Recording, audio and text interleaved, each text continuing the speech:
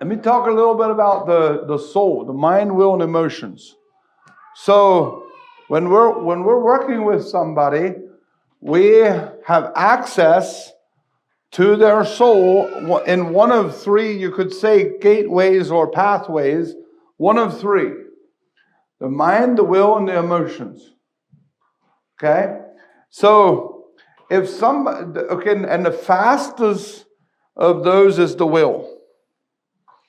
So if you're willing, we can go fast. If you're not really willing, then we might have to figure out, so do we then go through the mind or through the emotions? So if you want to dialogue, we're going to dialogue back and forth. That's the mind. Okay, and you get to a certain point where you understand, then we go in through the mind. If you want to operate with fear, anger, things like that, those are the emotions. And so we also can get in that way. Now, the easiest way to get in is through the emotions. Okay? The fastest way is through the will. The easiest way to get in is through the emotions. So if you get angry, I can get into your heart faster than almost anything else. Okay? Because I have overcome anger and I understand how it works and I know what is going on in that situation. And so it allows me to walk right into your heart. Now, I'm not saying that so that you get angry so I can get in easier, because it's still the fastest way is still through the will. Are you learning and deciding and taking personal responsibility for your life? Yes? Is that a yes? Yeah, because if you decide to take personal responsibility for your life, you're going to see way more change than if you depend on somebody else to always be reminding you and always be pointing things out and always be prodding you and always be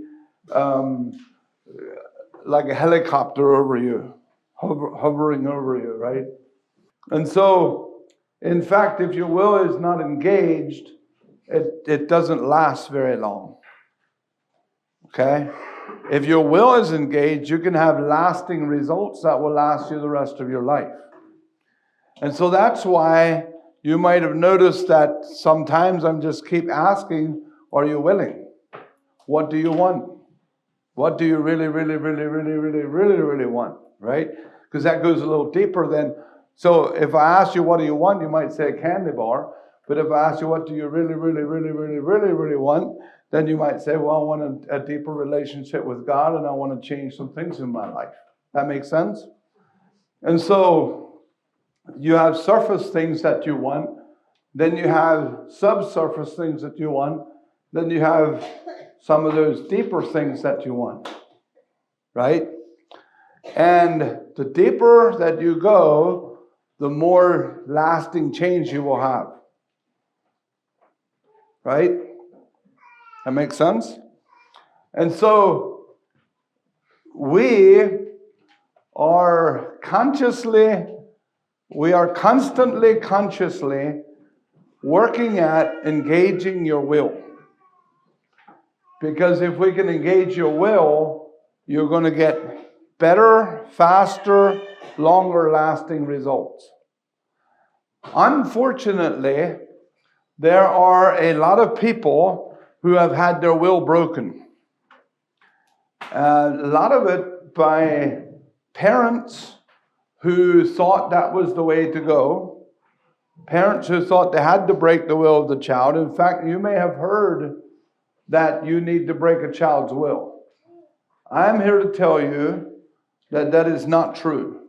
You do not break a child's will. You discipline their will. You train the will. A child, every child has a will, okay? Some of them have a stronger will than others, but you start training them in what way you want them to go. And you start helping them to understand the benefits of going a certain way versus going a different way and things like that. And some of that can be through consequences. Some of it can be through teachings and trainings and reasoning and understanding and things like that. When you train the will, your child will be able to go places in this world for God in amazing ways. When you break a will, what tends to happen is those people cannot even say no to evil anymore. Their will is so broken. They start getting sexually abused, and they can't say no. They won't tell anybody or anything because their will is broken. What then happens is a person with a broken will can't really make up their mind. And so they start asking, what do you think? What do you think? What do you think? And then you tell them what they think. And then they're like, yep, that's what I'm going to do. And it looks like they made up their mind, but what they did is they agreed with what you decided. And then they keep having that broken will. What happens is a lot of people don't recognize somebody having a broken will because too many humans, too many people are too willing to offer a solution to somebody without checking to see, are they willing to find a solution? And so we are also conscious of the fact that sometimes we may know the answer for you, but we will intentionally have you find the answer. Because if you find the answer and you're willing to make up your mind, it actually starts healing your will. One of the best ways that we know to have somebody's will healed is for them to just start making a decision.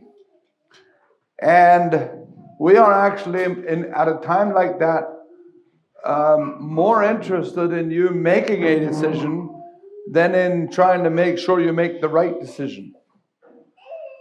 Because you need to start making a decision and then seeing the consequences of your decision so that your will can continue to heal and you start making better and better choices and better decisions.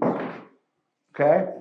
Then you have the people who have a strong will that somebody tried to break, and what happens is that person then became very rebellious and stubborn or shut down or angry or something like that, and they won't let people close to them until they are sure that these people are not out to control them. And so those obviously need to be handled a little different than the other ones, right? And so these are the interesting things about working with people. And so, but learning how to have fun in life is definitely a important part of life. And I think if you have paid attention, you probably see that we have a lot of fun even with some of the serious things. In fact, sometimes you have a more effective time, a more effective breakthrough if you can bring some fun into it. Right? And so how many times do you just kind of shift things a little bit and have some fun in the process? I think it's important.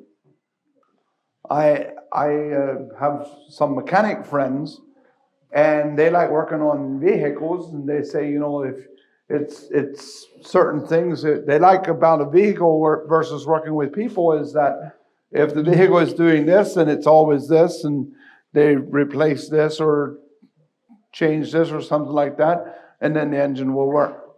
Well, I tell them it's the same way with people.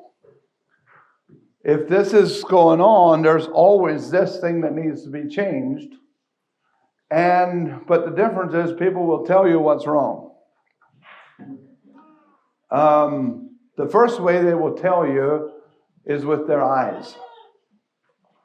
The second way they will tell you is with their body language. And the third way they will tell you is with their words. Okay? And so, most of the time, if I ask you a question, by the time the words come out of your mouth, your body has already answered the question.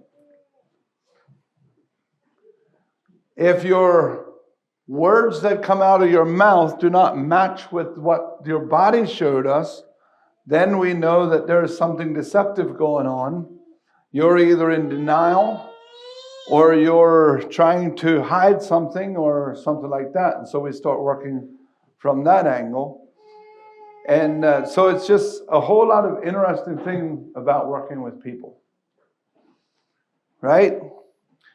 So, does that make sense? Any questions on that, or should I elaborate on anything?